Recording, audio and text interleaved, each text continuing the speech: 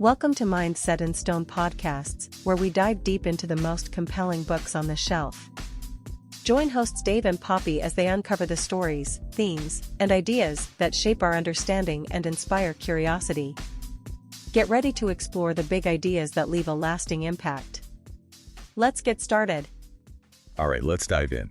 Today we're exploring Inner Engineering, A Yogi's Guide to Joy. This book by Sadhguru is right here with me. It's a really interesting mix of personal stories and practical wisdom. It's almost like a guide to well-being. What do you think? Oh, absolutely. What strikes me is how relatable Sadhguru makes it all. Even if you've never done yoga, you can still relate to his thoughts on human nature, and the search for joy. It's really compelling. Yeah, exactly. It's not just for yoga people. It's for everyone who's trying to understand themselves better, and the world, really. So maybe we should start with Sadhguru's own story, right? His childhood is anything but typical. It definitely shows his unique approach to life, even as a kid. He thought traditional school was just so boring, like mind-numbing. He actually says it's because the teachers just repeated information they didn't teach from experience. It's like he knew real knowledge comes from living, not just memorizing things. That's so interesting. So instead of being stuck in a classroom, he was out exploring nature. Mm-hmm. He even had his own little zoo with all kinds of creatures like snakes, tadpoles, all kinds of insects. It wasn't just a kid being fascinated by bugs. It shows this deeper need for real hands-on knowledge. And that idea comes up again and again in his teachings. He always wanted to understand life beyond the surface. Yeah, I see that. And then there's this amazing story about him meeting an old yogi when he was just 12. So imagine this. Sadhguru and his friends are daring each other to jump into this 150-foot well and then climb back out without ropes, just using the rock walls. Right. A real test of courage. And then this 70-year-old man just walks up and jumps in. And get this, he climbs out faster than any of the kids. Young Sadhguru is, of course, amazed. He has to know how the man did it. Of course. And that's how he ends up learning yoga from this man, Maladihali Swami. It's a turning point for him. His body naturally starts waking up at 3:40 every morning ready to practice. Yoga becomes a part of his daily life. And it's not just about learning some poses. It's about a huge shift in what he thinks is possible. It's like that encounter awakened something in him, putting him on this path of self-discovery. And that path led him to share what he learned with everyone else. But even as he's getting deeper into yoga, he doesn't just accept everything he's told. He's always questioning, observing, looking for things that don't add up, and he wants us to do the same. Yeah, totally. He says he never went looking for loopholes, he just saw them. Yeah. And he wants us to learn to do that too. Observe without judging or trying to explain things right away, to really see things as they are, not as we wish they were or think they should be. That's a powerful skill. And it really shows in his writing. It's direct, observational, but also full of insight. So let's fast forward a bit. Sadhguru is in his early 20s, running a successful poultry business, loves riding his motorcycle, but he feels this deep restlessness. He describes it as this longing to know something more, but not knowing what that something is or where to find it. And that feeling leads him on these long travels across India, first by bicycle, then his motorcycle. He even uses his business skills to pay for his adventures. You can see that practicality that later becomes such a big part of his teachings. Right. Showing that spirituality doesn't have to be this distant, mystical thing. You can make it part of your everyday life. And then there's this motorcycle ride that changes his whole life. He's 25, riding up Chamundi Hill, and has this experience that completely changes how he sees reality.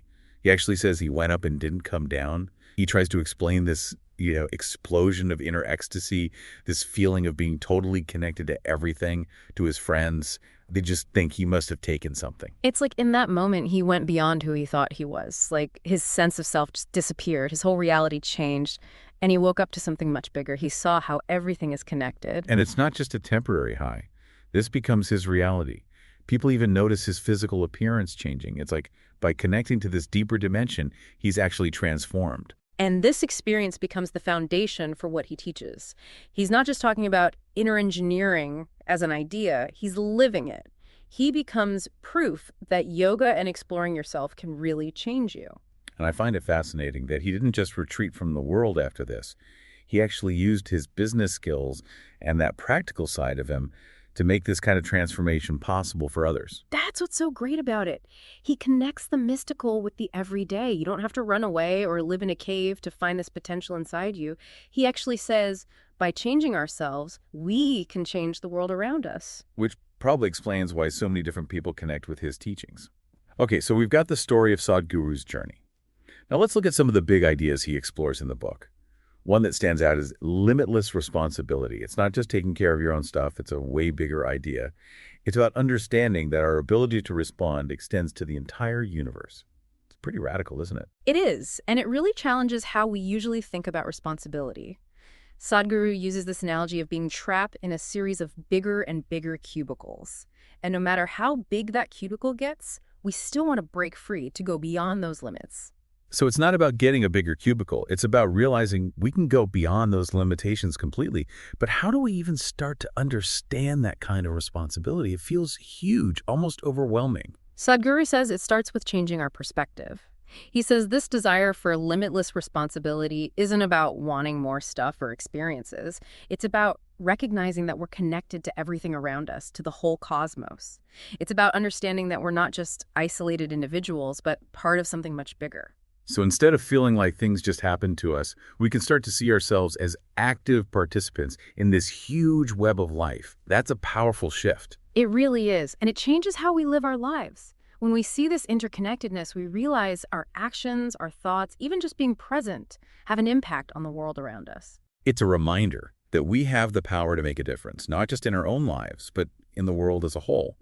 So how does this idea of limitless responsibility connect to what Sadhguru teaches about well-being and changing from within? Well, here's where it gets really interesting. He says that when we cultivate deep inner peace and well-being, we naturally become more responsible and compassionate. It's not about forcing ourselves to be good. It's about reaching an inner state that naturally leads us to act in a more responsible and harmonious way. So it's an inside-out approach. By changing ourselves, we change the world around us. You got it. And that brings us to another big idea he explores, the 5 elements and how they work within us, like an inner ecology. He presents earth, water, fire, air, and ether, not just as parts of the universe, but as the building blocks of our own bodies. It reminds us that we're not separate from nature, we're woven into its very fabric. And he tells this amazing story about driving through mist one night and seeing what looked like a mountain on fire. It's a great example of how easily we can be tricked by what we see. As he got closer, he realized it was just a small fire. The mist was making it look like a huge blaze. And this idea that the 5 elements are more than just physical things is key to understanding how Sadhguru sees perception. So it's not just about the elements themselves, but how we see them and interact with them, both inside us and in the world. Exactly. And that's where things get even more interesting, because Sadhguru says that by understanding and working with these elements within ourselves, we can actually affect our well-being and how we experience life. Okay, now I'm really intrigued. Tell me more about how we can actually work with these elements. Well, Sadhguru goes into a lot of specific techniques and practices in the book, but a key takeaway is that what's going on inside us is reflected in the outer world and the other way around. He suggests that by becoming more aware of these elements within us, we can create a more balanced and harmonious inner ecology. This is starting to sound a bit like alchemy, turning lead into gold, but in this case, transforming our inner state to create a more harmonious and joyful way of living. That's a great way to put it. And it all connects back to that idea of limitless responsibility.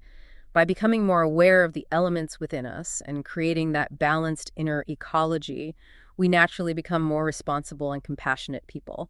It all makes sense. This is all super interesting, but now I'm wondering about the practical side of things.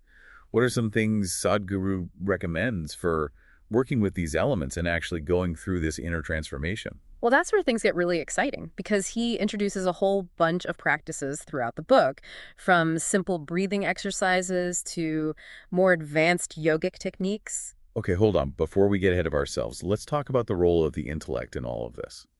Sadhguru has a pretty different view of the mind, wouldn't you say? He does, and it can be a little hard to grasp at first. He's not against intellect, but he does say we shouldn't let it be the only thing guiding our experience. So it's not about ditching logic altogether. No, not at all. He knows that intellect is important for navigating the world. But he also points out its limitations. He says it can get stuck in the past, comparing things, which limits how fully we can experience life right now. He has this great story about a man trying to empty the ocean with a teaspoon. It's funny, but it also shows how silly it is to think we can understand the vastness of existence with our limited minds. Exactly. It's a reminder that our minds, as amazing as they are, can only grasp so much. And he says by realizing those limitations, we can start to experience life in a more complete way, a more holistic way. So it's about balancing the intellect with other ways of knowing, like intuition, direct experience, what he calls awareness. Exactly. He wants us to move beyond just thinking and cultivate a more direct experience of life by increasing our awareness. He's basically saying, don't just think about life, experience it. That's a big challenge. How do we even start to cultivate that kind of awareness? That's where the practices come in. And that's a great way to move into the next part of our deep dive. Perfect. We've covered a lot already, but there's still so much more to explore. Let's take a quick break, and when we come back, we'll dive into some of the specific techniques and practices Sadhguru recommends for creating this inner transformation. Okay, so we've laid the groundwork, talked about Sadhguru's journey, and explored these big ideas: limitless responsibility, the 5 elements, and the limits of intellect. So where do we go from here? What can we actually do to experience this inner transformation he talks about? Yeah, that's the key question, right? We've got the concepts, but how do we put them into practice? How do we go from just understanding these ideas in our heads to actually living them? Well, that's where sadhana comes in. It's a Sanskrit word that basically means spiritual practice. But Sadhguru makes it very accessible, very practical. He's not saying we have to go live in a cave or chant for hours. It's about simple but powerful practices we can integrate into our daily lives. So taking those big ideas and turning them into things we can actually do, steps we can take. Can you give me an example? What's one of these sadhana practices that really resonated with you? One he really emphasizes is anapanasati yoga, which basically means being aware of your breath. He says it's a doorway to deeper experiences, a way to connect with the source of life inside us. Sounds pretty simple. Just pay attention to your breath. How does that lead to inner transformation? It's not about controlling your breath or trying to change it. It's about just observing it, noticing its natural rhythm, how it flows in and out. Sadhguru says that by focusing on the breath, we can quiet our minds, become more present, and tap into a deeper level of awareness within ourselves. So it's like using the breath as an anchor to pull us out of all the mental noise and bring us into a more present and grounded state. Exactly. And it's amazing how much this simple practice can impact our physical, mental, and emotional well-being. Sadhguru says it's like cleansing and purifying your whole system, boosting your energy and cultivating deep inner peace. I can see how these sadhana practices act as a bridge between understanding something intellectually and actually experiencing it. It's not enough to just read about these ideas. We have to do something, take action to shift our inner state. Absolutely. And inner engineering is full of these practical tools and techniques. Another one that stands out is Shambhavi Mahamudra, a 21-minute Kriya yoga practice. He says it's a powerful way to transform our energy system. Okay, you mentioned Kriya Yoga. For someone who's not familiar with that, what does it involve? How does it contribute to well-being? Kriya Yoga is a more advanced form of yoga that focuses on working with your energy body. It uses specific breathing techniques, postures, and visualizations to cleanse and purify the energy channels within your body. This can increase your vitality, mental clarity, and create a deeper connection with your inner self. So it's not just about being flexible or relaxing. It's about working with the subtle energies within us to create a more balanced and harmonious state. Precisely. And Sadhguru makes it clear that these practices aren't just for a select few, they're for anyone who's willing to put in the effort. He even has a program called Inner Engineering that guides people through learning and practicing these techniques. I love that he's making these ancient practices accessible to a modern audience. It's like bridging the gap between ancient wisdom and how we live today. That's one of the things I find so compelling about his work. He's not bound by dogma or rigid traditions.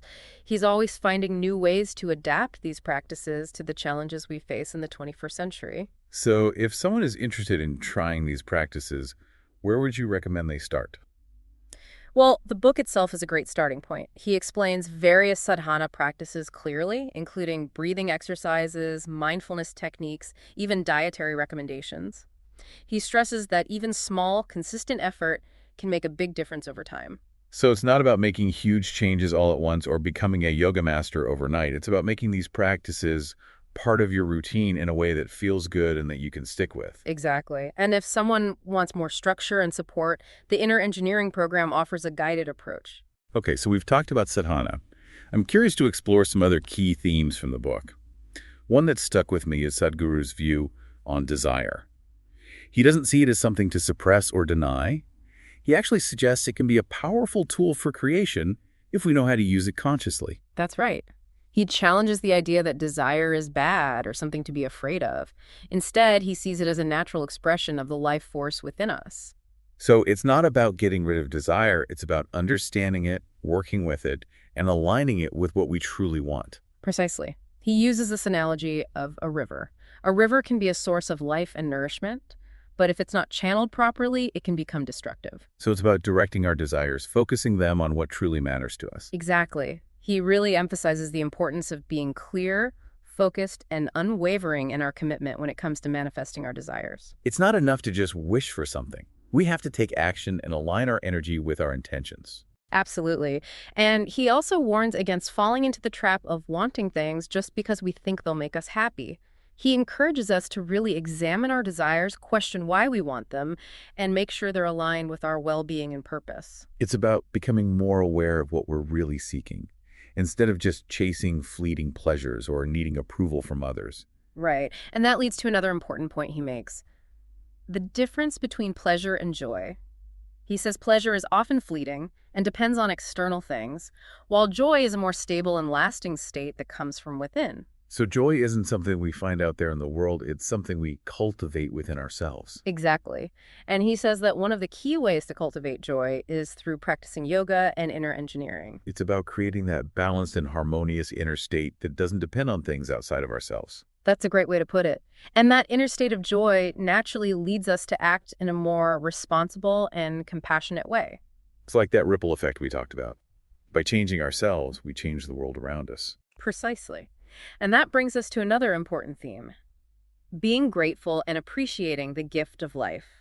He talks about gratitude not just as a passing feeling, but as a powerful force that can change how we experience life. It's about shifting our focus from what's missing to what's there, from what we don't have to what we do have. He encourages us to really savor each moment, appreciate the simple things, and cultivate a sense of wonder and awe for the beauty and mystery of life. It's about recognizing that life itself is a gift and that appreciating it opens us up to receive even more blessings. It's like gratitude becomes a magnet for joy and abundance. Exactly. And it connects back to that idea of limitless responsibility. When we're grateful for life, we naturally want to give back to help others and make the world a better place. So it's not just about focusing on our own happiness, it's about recognizing our interconnectedness and contributing to the well-being of everyone. Absolutely. And that leads us to another important theme: finding a sense of purpose and meaning in life. He challenges us to find what we're passionate about, identify our unique gifts and talents, and use them to make a positive contribution to the world. He reminds us that we each have a unique role to play in the grand scheme of things, and that living our purpose brings us deep personal fulfillment and allows us to make a real difference. It's about aligning our actions with our values, finding something that truly inspires us, and using our gifts to make a difference. Exactly. And that sense of purpose can be incredibly motivating and give us strength, especially during tough times. It's like having a compass to guide us through the ups and downs of life, giving us direction and meaning even when things are challenging. That's a great analogy. And it all goes back to inner engineering, using the tools and techniques of yoga and mindfulness to create a more balanced and harmonious inner state, which naturally leads us to live more responsibly and joyfully in the world. It's an incredibly empowering message. It's about taking ownership of our experience, developing our potential, and using our gifts to create a better world. Absolutely. And that brings us to another important theme: building healthy relationships and fostering a sense of community. He encourages us to approach relationships with honesty, compassion, and a willingness to both give and receive love. He reminds us that we're social creatures who thrive on connection, and that cultivating healthy relationships benefits not only ourselves, but also those around us. He gives advice on communicating effectively, resolving conflicts peacefully, and creating harmonious and supportive connections with others. It's about recognizing that our relationships are a reflection of our inner state, and that by cultivating inner peace and well-being, we naturally create more harmonious and loving relationships. So another example of that inside-out approach. By transforming ourselves, we transform the world. Precisely. And that leads us to another important theme, cultivating a sense of reverence and respect for all forms of life. He encourages us to appreciate the beauty and diversity of nature, recognize the sacredness of all living beings, and live in a way that honors and sustains life as a whole. He reminds us that we're not separate from nature, but a part of its intricate and interconnected ecosystem. It's a call to become stewards of the planet, to make choices that support all living beings, and to live in a way that honors the sacredness of life in all its forms. Exactly. And that sense of reverence for life naturally extends to our relationships with other human beings. It's about recognizing that we're all interconnected, part of this vast web of life, and our actions have a ripple effect. That's beautifully put. And it all goes back to that idea of limitless responsibility. When we recognize how interconnected we are, we naturally feel responsible for everyone's well-being. It's about moving beyond just focusing on ourselves and embracing a more expansive and compassionate view of life. And that's where Sadhguru's teachings become truly transformative. He's not just giving us techniques or practices, he's inviting us to shift our whole way of seeing the world, to embrace a more holistic and interconnected way of being. It's about understanding that what's happening inside us is reflected in the world around us, and the other way around. By changing ourselves, we change the world. Exactly. And that message feels so important and relevant in the world today. I couldn't agree more. We've covered so much, but it feels like there's still more to explore. Let's take another quick pause, and when we come back, we'll look at some of the more advanced concepts and practices that Sadhguru discusses towards the end of the book. All right, we're back. We've been exploring Sadhguru's inner engineering, and it really feels like we've been on this amazing journey, discovering so much, layer by layer. It has been quite a journey. And, in these later parts of the book, Sadhguru really starts digging into some of the deeper, more subtle parts of this inner transformation. Yeah, one thing that really stood out to me was his discussion of the 5 elements and how they relate to our well-being. But he goes even deeper than we talked about before. It's not just understanding them intellectually, it's about actually experiencing them within ourselves. Right. He takes it beyond the basic idea that they're present in our bodies. He's talking about how they show up as different kinds of energy within us, influencing everything from our physical health to our emotions, even our spiritual growth. So it's like these elements are the very essence of who we are. Not just physical things, but energetic forces shaping our entire experience. Exactly. He explains how the earth element gives us grounding and stability. Water governs our emotions and how we flow. Fire represents our drive and willpower. Air connects to our thoughts and how we communicate.